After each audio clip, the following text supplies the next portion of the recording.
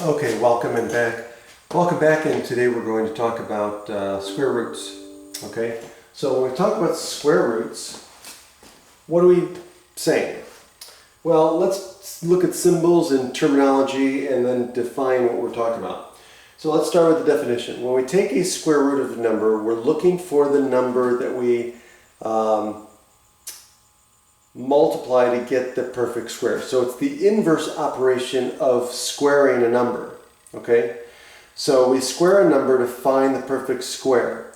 If we take the square root of a perfect square, we're basically going back to the original number. We're finding the factor that we had to square. So it's the inverse operation. It undoes squaring. Okay, so it goes in the opposite direction of squaring. So the symbol is this. This is the radical sign, okay, and this is the square, the root. This is the square root, and this is they call the bar, but we call this whole thing the radical. Okay, so the number being taken the square root of is the radicand, and then the result of taking the square root of a in this case is called the principal square root, or just the square root. Okay. And so if I took a perfect square, and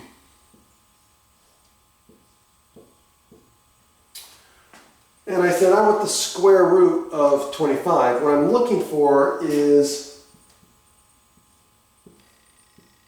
what number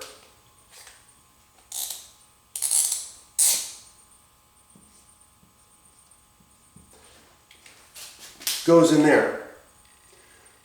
Right? So in other words, I'm looking for the number I have to square in order to get 25. Okay? That's the square root. Okay? So in this case here,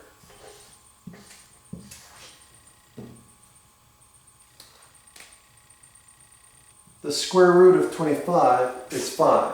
Why? Because 5 squared equals 25. Okay? And so that's what it means to take the square root of a number. Okay, we're trying to find a number that multiplied by itself gives us the number under the radical sign. Okay? Under the radical. Okay? And it's not always easy to do, it's not always possible to do. Okay? But in this case we're talking about perfect squares. And so it's easy in those cases. Okay, that's it. We'll do an example and we'll move on.